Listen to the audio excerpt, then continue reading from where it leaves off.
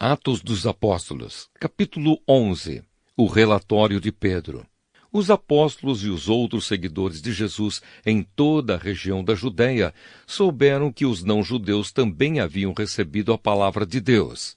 Quando Pedro voltou para Jerusalém, aqueles que queriam que os não-judeus fossem circuncidados o criticaram, dizendo: "Você ficou hospedado na casa de homens que não são circuncidados e até tomou refeições com eles." Então Pedro deu um relatório completo de tudo o que havia acontecido, desde o começo. Ele disse: "Eu estava na cidade de Jope e lá, enquanto estava orando, tive uma visão.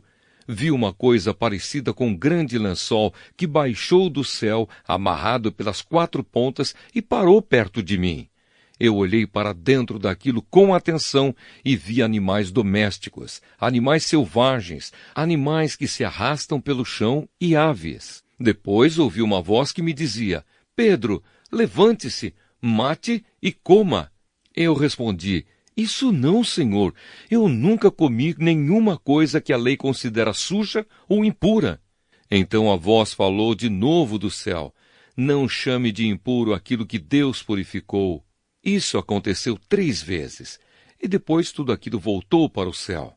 Justamente naquela hora, 3 homens que tinham sido mandados de Cesareia para me buscar chegaram à casa onde eu estava hospedado, e o Espírito de Deus me disse que fosse com eles, sem duvidar.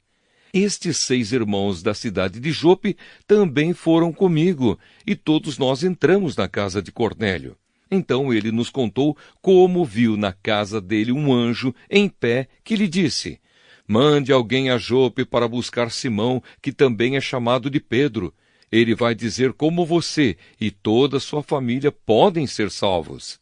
E Pedro continuou: 'Quando comecei a falar, o Espírito Santo veio sobre eles, como tinha vindo sobre nós no princípio. Aí eu lembrei que o Senhor Jesus tinha dito: é verdade que João batizou com água, mas vocês serão batizados com o Espírito Santo. De fato, os não-judeus receberam de Deus o mesmo dom que nós recebemos quando cremos no Senhor Jesus Cristo. E quem era eu para ir contra Deus?" Quando ouviram isso, eles ficaram sem ter o que dizer e louvaram a Deus, dizendo: "Então Deus deu também aos não-judeus a oportunidade de se arrependerem e ganharem a vida eterna." A igreja de Antioquia. Os seguidores de Jesus foram espalhados pela perseguição que havia começado com a morte de Estevão. Alguns foram até a região da Fenícia, a ilha de Chipre e a cidade de Antioquia, e anunciavam a palavra de Deus somente aos judeus. Mas outros que eram de Chipre e da cidade de Cirene foram até Antioquia e falaram também aos não-judeus, anunciando a eles a boa notícia a respeito do Senhor Jesus. O poder do Senhor estava com eles, e muitas pessoas creram e se converteram ao Senhor. Essas notícias chegaram à igreja de Jerusalém, que resolveu mandar Barnabé para Antioquia.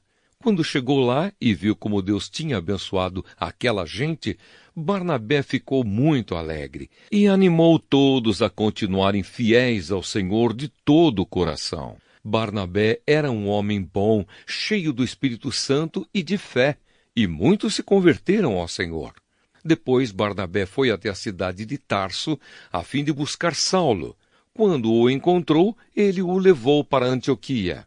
Eles se reuniram durante 1 ano com a gente daquela igreja e ensinaram muitas pessoas. Foi em Antioquia que, pela primeira vez, os seguidores de Jesus foram chamados de cristãos. Naquele tempo, alguns profetas foram de Jerusalém para Antioquia.